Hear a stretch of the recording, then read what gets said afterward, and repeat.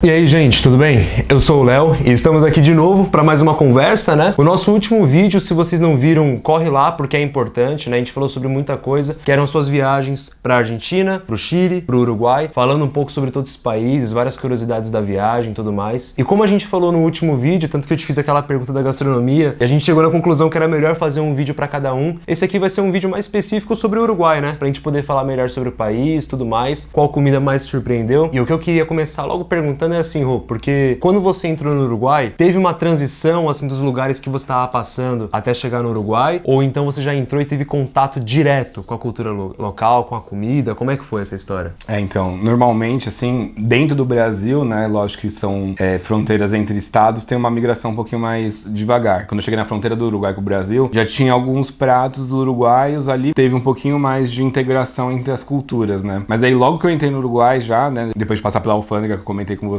sim, né, eu rodei, sei lá, acho que uns 80 km, 100 km, teve a primeira cidade que eu parei pra comer alguma coisa e já foi totalmente diferente do que eu tava vendo no Brasil. Então, nesse primeiro lugar, eu já tive o contato ali com as tartas, né, que na verdade são tortas, umas tortas bem baixinhas assim.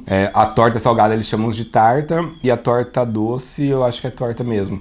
É alguma coisa mais ou menos assim. Então, sim, esse primeiro impacto já foi bem diferente, né? As tartas normalmente são muito gostosas, mas não tem um padrão, né? Elas são muito populares lá pelo Uruguai como um todo, mas não tem um padrão de fabricação. Normalmente elas são bem baixinhas mesmo, né? Uma massa fininha, mas cada um tem uma receita diferente, né? Muda muito o recheio também. Sei. Então vai variando bastante. Mais amplo, né? Uhum. Então logo de cara, assim, no Uruguai já teve um contato com a cultura local, né? Essas tartes que você falou, tudo mais. Sim. E aproveitando esse gancho que você falou de comida do local, eu queria saber, assim, o que mais te surpreendeu? Porque, coisa minha, né? Sobre os textos, tudo mais, que a gente já fez, sobre coisas que já tem no blog, dá pra ver que o Uruguai é muito forte em churrasco, não é? Sim. Então eu queria saber, assim, o que mais te surpreendeu na gastronomia local lá do país? Primeiro, a cultura do churrasco, que é muito forte mesmo, né? A gente vê falando bastante, né? Então é um país que tem a força da pecuária na economia muito grande, né? Eles são um país muito pecuarista, então isso acaba refletindo bastante ali na gastronomia. Mas o mais interessante, assim, né? Que tem uma amiga minha, uma colega de trabalho, né? Que é casada com um uruguaio, e eu encontrei eles lá, eles estavam passando o Réveillon lá, e tive a oportunidade de almoçar com eles e com a família dele, né? Uhum. Então eles fizeram uma parrilla lá, então a parrilla é a diferença, né? Do nosso churrasco. Aqui a gente usa carvão, a churrasqueira tem tipo um buraco normalmente, né? Uma parte mais funda ali pra colocar o carvão mesmo, exato, né? O deles é mais reto assim e eles usam lenha mesmo, né? Então eles deixam um cantinho da churrasqueira ali, a lenha queimando, vão pegando as brasas e espalhando aí por essa parte reta, sim, pra carne assando mais devagar, né? A carne é muito boa ali, mas o que chamou mais atenção nessa parejada com a família deles, uhum, foi um pimentão recheado. Lá eles fazem bastante esse pimentão recheado, tanto lá no Uruguai quanto na Argentina, que é um meio pimentão, né? Eles tiram ali a semente, essas coisas, colocam uma mistura de ovo com queijo, sei, e deixa assando por muito tempo ali, né? Como ele assa mais devagar, deixando uma parte mais em cima ali pra ele assando devagarzinho e ficar muito gostoso. E outra coisa também, né, que é muito comum, aqui é o chouriço, né, que é a linguiça de sangue mesmo. Lá eles comem muito isso, né, que não é tão popular, pelo menos na região que eu vivo, nessa linguiça de sangue. Se você faz um churrasco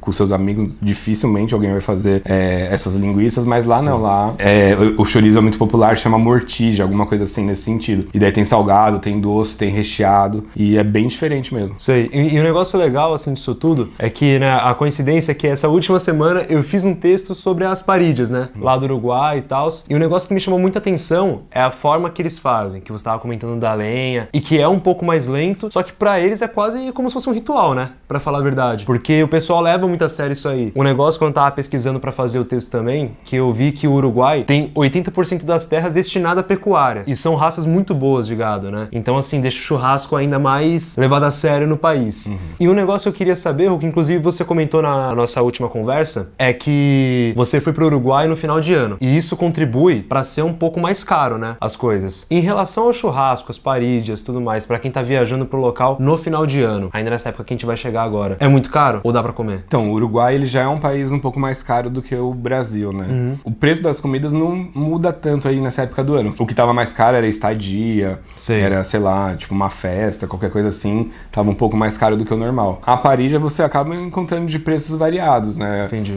O que eu achei interessante lá no Uruguai, pelo menos na minha percepção, é que não tinha uma diferença tão grande entre um restaurante mais popular, né? Uma diferença tão grande de preço, entre um restaurante mais popular ou econômico do que um restaurante de nível maior. Acho que eu não fui num Estrela Michelin, não fui nada disso, mas tinha um restaurante ali com uma mais bem avaliado, sei lá, no Google, no TripAdvisor, essas coisas, e o preço variava pouco, né? Aqui no Brasil, né? Você pode comer por R$20, R$15, R$10, sei lá o quê, até R$600, dependendo do lugar que você vai. Exatamente. Lá eu não senti tanto isso e, lógico, dentro do que eu vivi e experimentei, eu senti que a diferença de preço era um pouquinho mais próxima, então você consegue uma parilla boa ali por uns R$60, vai. Sei. Ali em Montevidéu, no Mercado Central, tem muita casa de parilla, né? Então, você consegue dar uma chorada ali no preço, negociar um pouquinho. Um preço bom, né? Porque aqui no Brasil também, se você for fazer um churrasco, você não consegue gastar muito menos disso, né? Sim.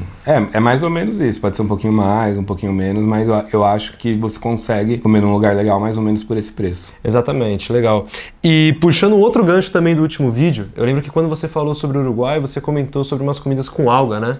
E como é que funciona isso aí, com alga e tudo mais? Como que são essas comidas? Então, além desse pimentão, essas comidas com alga surpreenderam muito, né? Então eu comi... Primeiro foi uma panqueca com alga, né? Então eu nem tava com muita expectativa. E tava muito boa mesmo ali, né? Ela vem meio verdinha ali, por causa das algas. E o que é mais popular é o bolinho de alga, que é bem parecido com o bolinho de arroz ali, a massa, né?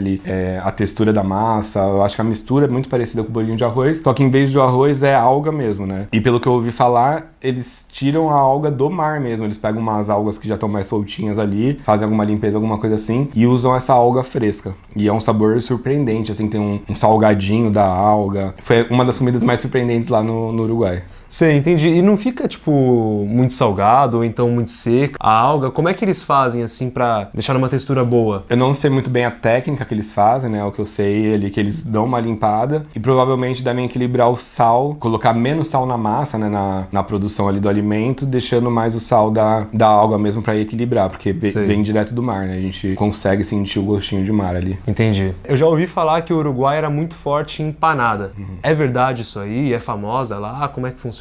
Então, é verdade, tem muita empanada, né? Mas lá, né, como eu comentei no outro vídeo, eu fui depois pra Argentina e pro Chile. No Uruguai, eu achei que a empanada tem um peso menor na gastronomia. Então, na Argentina e no Chile, eu comi empanadas muito bem produzidas, que as pessoas tinham cuidado. No Uruguai, em geral, era muito uma empanada de mercadinho ali, de padaria, que não é bem padaria, não é uma padaria diferente, mas é uma empanada que já tava ali exposta, não tinha tanto cuidado, normalmente a massa um pouquinho mais seca. Mas pode ter sido o que eu vivi ali, né? Pelo menos eu procurei um pouco empanada, né? E não achei uma empanada tão boa no Uruguai, os uruguaios que me perdoem. E outra coisa também é o alfajor, né? Que eu não tinha comentado antes. Verdade. Mas o alfajor é muito forte no Uruguai também, tanto quanto na Argentina. E tem uma rincha ali entre eles, de quem que criou, popularizou, etc. Mas no Uruguai eu comi bons alfajores. Não comi naquele momento o alfajor de maisena, mas depois, aqui em São Paulo mesmo, depois que eu voltei na época da pandemia, um amigo desses meus amigos lá do Uruguai que eu comentei, ele tava com uma